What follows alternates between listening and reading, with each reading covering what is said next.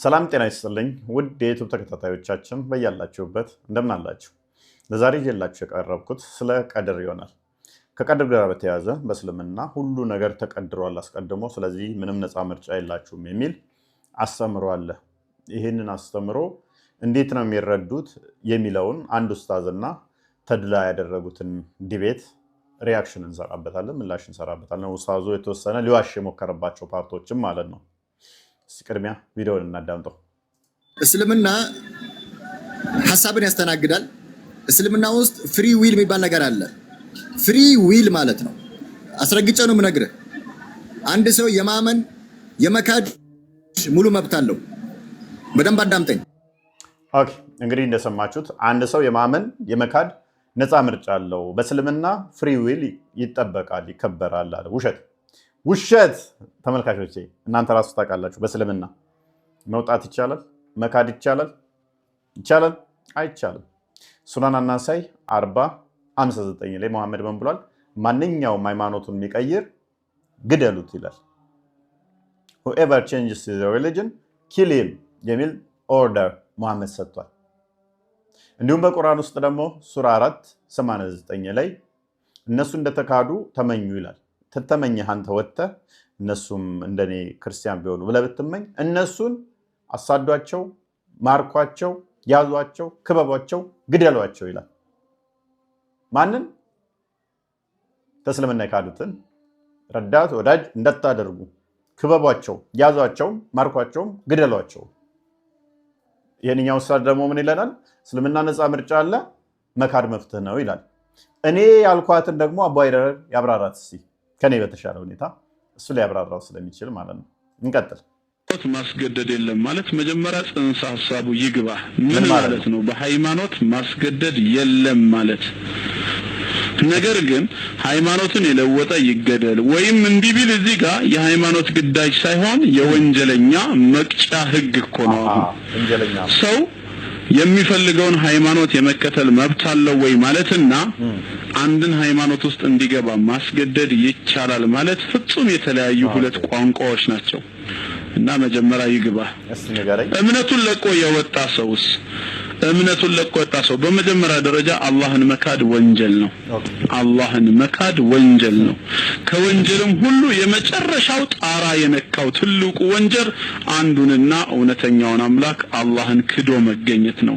ሰው ፈጣሪን ለመካድ፣ ሰው በፈጣሪ ላይ ለመወንጀል መብት አልተሰጠውም። ይሄ መብት አይደለም። ሃይማኖቱን ለቆ የወጣ ሰው በመጀመሪያ ደረጃ የ3 ቀን ጊዜ እድል ነው የሚሰጠው። ምንድነው ሰበቡ ነው? ይሄ ሰው ሰበቡ ምክንያቱ ምንድነው?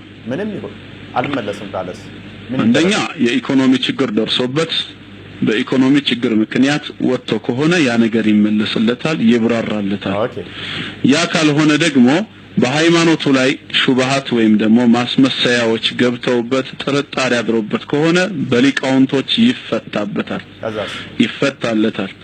እነዚህን ሁሉ ትቶ ግን አልፈልግም ብሎ የሚወጣ ሰው ግን ምን ይሆናል? ጋሬጣ ይሆናል። ሌሎች ወደ እምነቱ እንዳይገቡ እኔም አውቀው ነበር እያለ እንቅፋት ይሆናል። እንቅፋትን ማስወገድ ደግሞ በሸሪዓችን ግዳጅ ነው።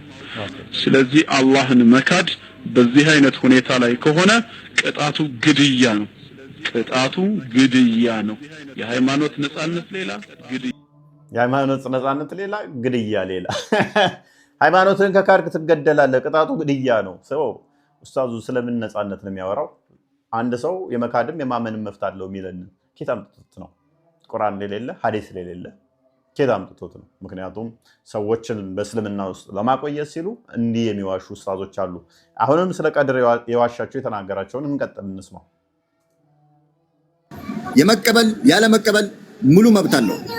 በደንብ አዳምጠኝ። አሁን እስልምና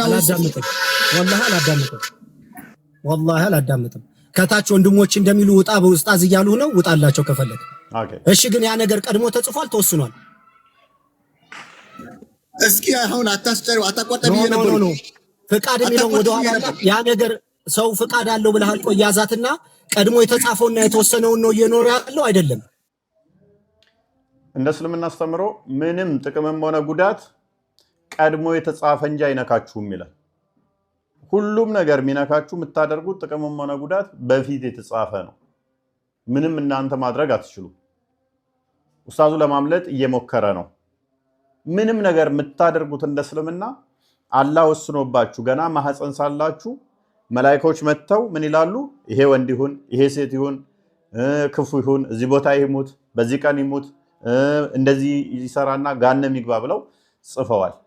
ከዛ ስትወለዱ ምሰሩት እነኛ እንደጻፉላችሁ ነው። ያንን ካራክተር ነው የምትተገብሩት። እንቀጥል።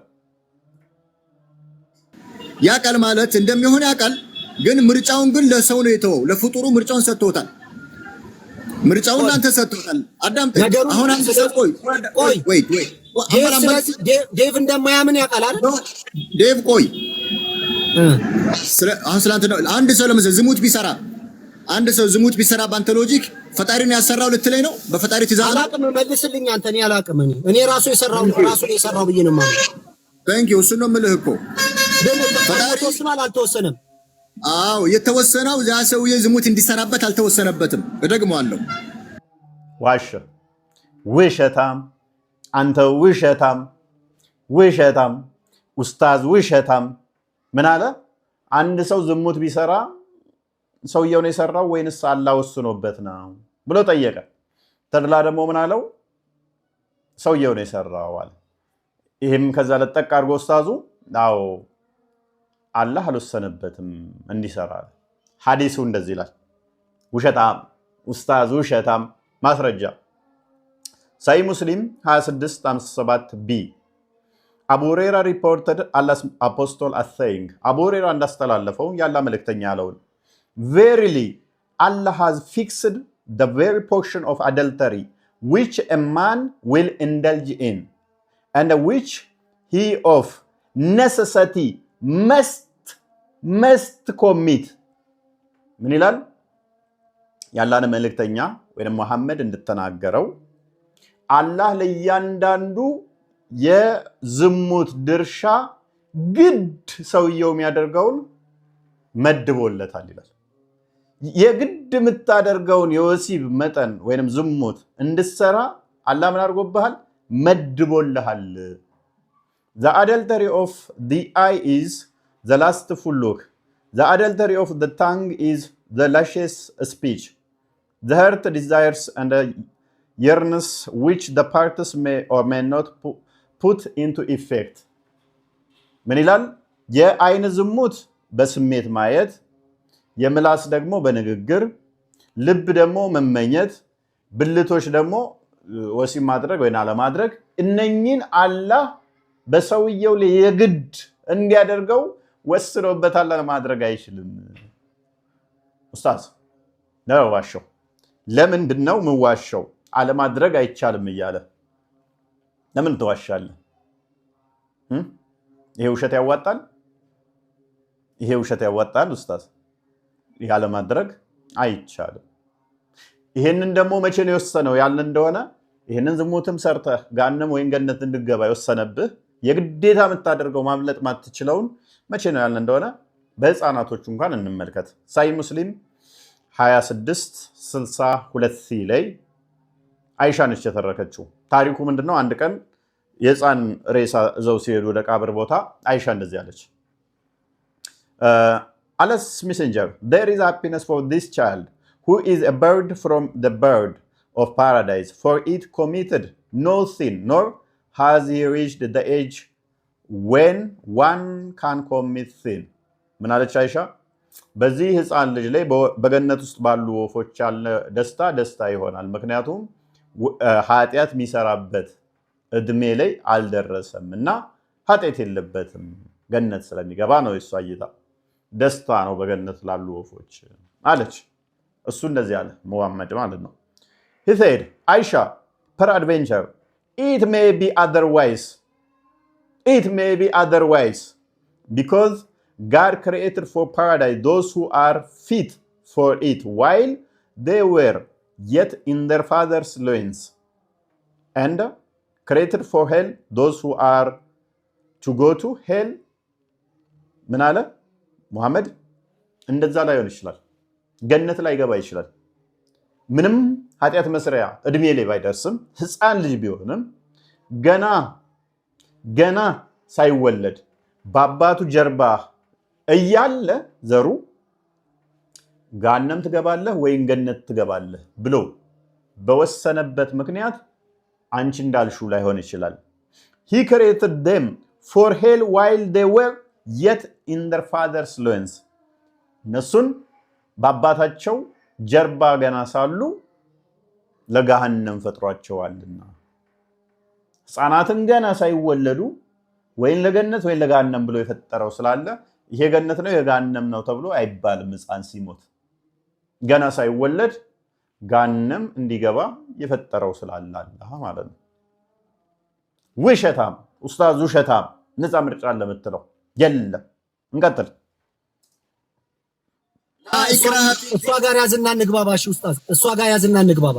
ለምሳሌ ቆይ እስልምናን እኔ ተቀብያለሁ። እስልምናን እንድቀበል የወሰንኩት እኔ ነኝ ወይስ ፈጣሪ ወስኖልኝ? እቺ መልስልኝ። አንተ ነህ። በቃ ሌላ ፈጣሪ ጣልቃ ገብነት የለውም። እኔ ነኝ የወሰንኩት። በቃ አመሰግናለሁ። አዳምጠኝ። በዚህ እንተማመናለሁ። አዳምጠኝ። አንሳበካሪ አጭር የጠየቅኩህ እኮ ብላክ ኤንድ ዋይት እኮ አይደለም የጠየቅኩት። የሰው ነው ጥያቄ እኮ አይደለም። አዳምጠኝ። አሁን እስልምና ውስጥ እንድገባ ያንተ ውሳኔ አለበት ሳው ሙሉ ለሙሉ እኔ ነኝ የወሰንኩት። እስልምና ውስጥ እንድገባ አንተ ነህ የወሰንከው። እደግመዋለሁ። ለምን በለኝ። ማንንም አልወሰንም ለኔ ነው። ለምን በለኝ። ለምን ያንተ ትንሽዬ ፍላጎት ባይኖር ያስገደደ ሰው አለ ታድላ እንድትሰልም? ማን አስገደደ? ማንም አላስገደደኝም። ስለዚህ ያንተ ውሳኔ ነው። አለቀ። ያንተ ውሳኔ ነው። ፈጣሪ አላስገደደህም። ማንም ፈጣሪ ቢያስገድድህ ኖሮ ታድላ ዓለም ሁሉ ሙስሊም ይሆን ነበር። ዓለም ሁሉ ሙስሊም ይሆን ነበር። ኦኬ ኡስታዝ አይ ዶንት ቲንክ ስለ ቀደር አላነበብክም። የእስልምናውን አላወቅከውም። በእስልምና ምንም ነገር የሚደረጉት ነገር ሁሉ በነፃ ምርጫ ሳይሆን በግዴታ አላህ በወሰነባቸው ገና በእናታቸው ጀርባ በአባታቸው ጀርባ ሳሉ ባለው ነው የወሰነባቸው። በዛ በተቀደረው ነው የሚሆነው። ስለዚህ ተድላ ሙስሊም እንዲሆን የሚያደረገው አላህ ነው እና አንተ ፕሪሰፖዝ ያደረከው ምንድነው? እሱ ዓለም ህዝብ ሁሉ ሙስሊም ይሆን ነበረ አላህ ቢያስገድድ ቢሆን ነው። አላህ ሁለት ነገር ላይ ግዳጅ አለበት። አንደኛውን ግማሹን ገነት ማግባት፣ ግማሹን ገሃነም ማግባት። እነኛን ሰዎች ለገሃነም እንዲገቡ ብሎ ግዴታ ስለጣለ ነው። ማስረጃ ሱራ 16:93 ላይ አላህም በሻ ኖሮ አንዲት ህዝብ ባደረጋችሁ ነበር፣ ነገር ግን የሚሻውን ሰው ያጠማል። ስለዚህ ጠማማ ያደረጋቸው አላህ ነው። አላህ አንድ ሃይማኖት ያደርጋችሁ ነበረ ምናምን አልክ አይደለ? ጠማማ ያደረገው አላህ ራሱ ነው። ምን ይላል? ግን የሚሻውን ሰው ያጠማል፣ የሚሻውን ሰው ደግሞ ያቀናል። እከሌ ገነት ግባ፣ እከሌ ገሃነም ግባ ብሎ አጥሞና አቅንቶ የፈጠረው አላህ ራሱ ነው። ለገሃነምና ለገነት የፈጠረው ራሱ ነው። ሃይማኖቱን እንዲይዝና እንዳይዝ ማያደርገውም ደግሞ አላህ ራሱ ነው። ማስረጃ ሱራ 32 የስግደት ምዕራፍ ቁጥር 13 በሻን ኖሮ ነፍስን ሁሉ ልብ በሉ፣ በሻን ኖሮ ነፍስን ሁሉ ቅንነቷን ወይንም እምነቷን በሰጠናት ነበር፣ ግን ገሃነምን ከአጋንንትና ከሰዎች የተሰበሰቡ ሆነው በእርግጥ ሞላለው ማለት ቃሉ ከኔ ተረጋግጧል። ስለዚህ ገሃነምን ሞላለው ስላለ ሰዎች እንዲጠሙ የሚያደርገው አላህ ነው የቀደረባቸው። እናንተ ለገሃነም እናንተ ለገነት ብሎ የፈጠረው አላህ ራሱ ነው። ገና አደምን ፈጥሮ የቀኝ ትከሻው መታ አድርጎ ገነት ከተታቸው ነጭ የወጡትን፣ ግራ ትከሻው መታ አድርጎ ጥቁር ዝርያ ያወጡትን ገሃነም ግቡ አላቸው ይላል። ገና አደም ላይ ማለት ነው። ስለዚህ ከዛ በኋላ የሚመጡ ዘሮች የገነትና የገሃነም ተብለው ተለይተው ታውቀው ተወስኖባቸው በዛ በተወሰነባቸው ነው የሚሰሩት። እናንተ እንዳልከው ሁሉንም ደግሞ አላህ ሙስሊም ያደርጋቸዋል ወይ? ኃጢአት እንዳይሰሩ ማድረግ ይችላል ወይ? እንደዛ ከሆነ ለገሃነም የገባለት ቃል ፉርሽ ይሆናል። እነዛ ፉርሽ እንዳይሆን ኃጢአት ባይሰሩ ደግሞ ሁሉንም አላህ ምን ያደርጋቸዋል? ሰው ሁሉ ኃጢአት ባይሰራ ምንም ወንጀል ባይሰራ አላህ የሚደሰት ይመስላችኋል? ኖ። ሰው ሁሉ ኃጢአት ባይሰራ እንደዚህ ያደርጋቸዋል አላህ። ሳይ ሙስሊም 48 ቢ ላይ እንዲህ ይላል፣ አቡ አዩብ አልአንሳሪ reported that Allah's messenger said አቡ አዩብ እንደተረከው ያላ መልእክተኛ ያለውን if you were not to commit a sin, look, if you were not to commit sins, Allah would have swept you out of existence and would have replaced you by another people who have committed sin. ምንም አይነት ኃጢአት ባትሰሩ እናንተን ከምድረ ገጽ አላህ ያጠፋችኋል ያስወግዳችኋል ይላል። ስለዚህ የግዴታ ሰዎች ግማሾቹ ኃጢአት እንዲሰሩ ግማሾቹ ደግሞ ጥሩ እንዲሰሩ ብሎ የለያቸው ራሱ አላህ ነው። ምን አንድ ከሆኑስ አላህ ራሱ መብረቅ አውርዶ እንዴት ኃጢአት አልሰራችሁም ብሎ ከምድረ ገጽ ያጠፋቸዋል፣ ስዌፕት ያደርጋቸዋል። ስለዚህ ቀድር እስልምናው ላይ ግዴታ አንተ ለገሃነም ነህ ብሎ ቀድሮብህ አንተ መልካም ብትሰራ አላህ ያጠፋሃል። ምክንያቱም አላህ የሰራህ ለገሃነም ስለሆነ ማለት ነው። ለገነት የሰራው ደግሞ ኃጢአት ብቻ ቢሰራ ወይንም ደግሞ የተሳሳተ ነገር ብቻ ገሃነም የሚያስገባ ቢሰራ መጨረሻ ላይ ጠምዞ አምጥቶት ገነት እንዲገባ ሲል መልካም ያሰራዋል መጨረሻ ላይ። ልክ የፈርዖን ታሪክ ማለት ነው።